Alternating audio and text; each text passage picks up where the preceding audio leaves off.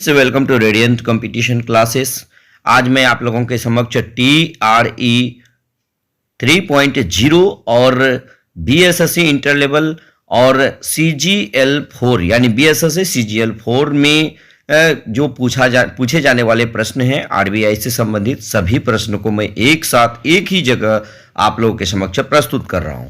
तो सबसे पहले हम लोग देख लेते हैं RBI की स्थापना किस अधिनियम के द्वारा की गई थी, यानी आरबीआई की स्थापना किस अधिनियम द्वारा की गई थी। इसका राइट आंसर क्या होगा?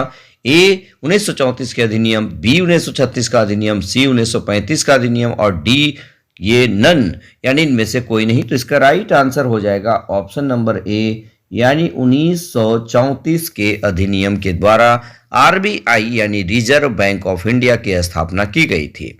इसका राइट आंसर क्या हो जाएगा दोस्तों? ए यानी ऑप्शन नंबर ए बिल्कुल सही है। अब नेक्स्ट प्रश्न हम लोग देख लेते हैं कि आरबीआई की स्थापना कब हुई थी। यानी अगर आपको एक्ट पूछा जाए तो 1934 का एक्ट मारिएगा, लेकिन आपको पूछा जाए आरबीआई की स्थापना कब हुई थी, इसका राइट आंसर क्या हो जाएगा दोस्तों? इसका राइट आंसर हो जाएगा 1 अप्रैल 1935 यानी आरबीआई की स्थापना 1 अप्रैल 1935 ईस्वी को हुई थी।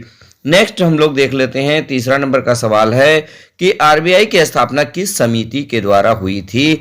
ए दवे समिति द्वारा, बी सी ब्राह्मण समिति द्वारा, सी यंग हिल्टन समिति के द्वारा। तो इसका राइट आंसर हो जाएगा सी नंबर यानी यंग हिल्टन समिति। आरबीआई की स्थापना यंग हिल्टन समिति के द्वारा की गई थी। वेरी इंपॉर्टेंट क्वेश्चन, कई बार यह प्रतियोगी परीक्षाओं में पूछा जा चुका है। चलिए नेक्स्ट हम लोग देख लेते हैं, चौथा नंबर का सवाल। इसमें कह रहा है कि आरबीआई के पहले अध्यक्ष कौन थे, यानी RBI Reserve Bank of India के पहले अध्यक्ष कौन थे। A C D. Deshmukh, B sir Osborne Smith, C Shaktikanta Das और डी इनमें से कोई नहीं। इसका राइट आंसर हो जाएगा सर ऑसबोर्न स्मिथ, यानी कि देखिएगा ऑप्शन नंबर बी बिल्कुल सही है। यानी ऑप्शन नंबर बी आरबीआई के पहले अध्यक्ष का नाम था सर ऑसबोर्न स्मिथ। नेक्स्ट देखिए 5 नंबर का सवाल। 5 नंबर का सवाल कर रहा है कि आरबीआई के पहले भारतीय अध्यक्ष कौन थे। A C D. Deshmukh, B Shaktikanta Das, सी उर्जित पटेल और डी इनमें से कोई नहीं। इसका राइट आंसर हो जाएगा ऑप्शन नंबर ए यानी कि सी.डी. देशमुख। आरबीआई के पहले अध्यक्ष का नाम सी.डी. देशमुख था दोस्तों।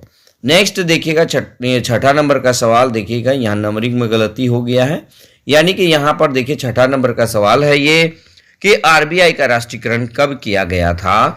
1 जनवरी 1949, बी 1 जनवरी 1950, सी 1 जनवरी 1951, डी नन।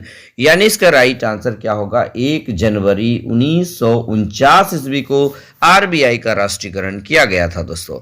यानी कि आप यहां पर देखिए ये सबसे ज्यादा पूछे जाने वाले प्रश्न है कि आरबीआई का राष्ट्रीयकरण कब हुआ था, तो 1 जनवरी 1949 को हुआ था। उसके बाद देखिएगा ये छठा नहीं बल्कि 7वें नंबर का सवाल है। चलिए देखिए आरंभ में आरबीआई का हेडक्वार्टर कहां पर था, यानी आरबीआई का मुख्यालय शुरुआत में कहां पर था। तो ए मुंबई, बी कोलकाता, सी चेन्नई, डी इनमें से कोई नहीं। इसका राइट आंसर होगा आरंभ में कोलकाता के अंदर था। आरंभ में आरबीआई का हेडक्वार्टर कोलकाता में था। नेक्स्ट सवाल देखिएगा, नेक्स्ट सवाल क्या कर रहा है कि वर्तमान समय में आरबीआई का हेडक्वार्टर कहां पर है। इसका right answer A Mumbai, B Chennai, C Kolkata और डी इनमें से कोई नहीं। इसका राइट आंसर हो जाएगा दोस्तों मुंबई। और ये मुंबई में कौन सा जगह में है? नरीमन पॉइंट मुंबई में है। उसके बाद देखिएगा, चलिए अगला सवाल है आरबीआई को पहले किस नाम से जाना जाता था। ये एकदम अब न्यू क्वेश्चन है, अपडेट क्वेश्चन है। आरबीआई को पहले किस नाम से जाना जाता था। इसका राइट आंसर देखिएगा A Central Bank of India, B Punjab National Bank, C United Bank of India, D इनमें से कोई नहीं। इसका राइट आंसर हो जाएगा ए यानी कि central Bank of India. RBI को पहले सेंट्रल बैंक ऑफ इंडिया के नाम से जाना जाता था। उसके बाद देखिएगा ये 10 नंबर का सवाल है, यहां भले 9 लिखा गया हो।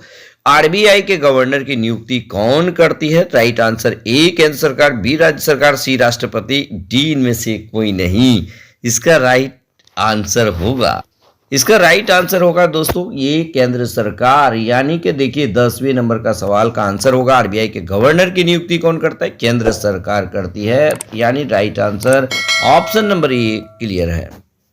तो उसके बाद देखिएगा आरबीआई में कितने गवर्नर और कितने उप गवर्नर होते हैं? तो आपको पता है कि गवर्नर एक ही होता है, लेकिन यदि डिप्टी गवर्नर के बारे में पूछा जाए, उप गवर्नर के बारे में पूछा जाए, तो ऑप्शन देखिए 2, 3, 4। इसका राइट आंसर क्या हो जाएगा दोस्तों? सी नंबर, यानी कि आरबीआई में कितने उप गवर्नर होते हैं? इसका राइट आंसर हो जाएगा 4 उप गवर्नर होते हैं। नेक्स्ट देखिएगा, वेरी वेरी इंपॉर्टेंट क्वेश्चन है, ये थोड़ा सा लंबा है, आप इसको देख लीजिएगा। देखिए 11 नंबर का सवाल, इसमें क्या कह रहा है कि भारतीय रिजर्व बैंक का केंद्रीय कार्यालय अस्थायी रूप से कोलकाता से मुंबई कब स्थापित किया गया था? ए 1937, बी 1938, सी 1939, डी इनमें से कोई नहीं। इसका राइट आंसर होगा ए, यानी कि 1937। वेरी वेरी इंपॉर्टेंट क्वेश्चन है, ये निश्चित रूप से प्रतियोगी परीक्षाओं में पूछे जाने की प्रबल पॉसिबिलिटी है, प्रबल संभावना है।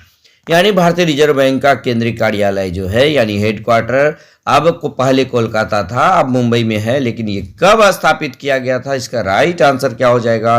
1937 में। चलिए नेक्स्ट प्रश्न हम लोग देख लेते हैं, ये 12 नंबर का सवाल आप देख लीजिएगा। चलिए देखिएगा, केंद्रीय बैंक किसे कहा जाता है? ए आरबीआई को, बी पीएनबी को, सी यूनाइटेड बैंक को, और डी में से कोई नहीं। इसका राइट आंसर होगा आरबीआई, यानी रिजर्व बैंक ऑफ इंडिया को केंद्रीय बैंक भी कहा जाता है, यानी केंद्रीय बैंक ये आरबीआई को कहा जाता है, रिजर्व बैंक ऑफ इंडिया को कहा जाता है।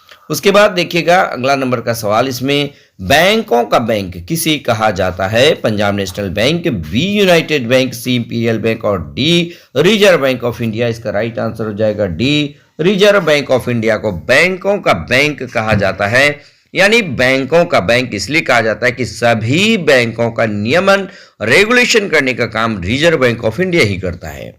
उसके बाद देखिए अगला नंबर का सवाल, आरबीआई किस आधार पर बैंक नोट छापता है?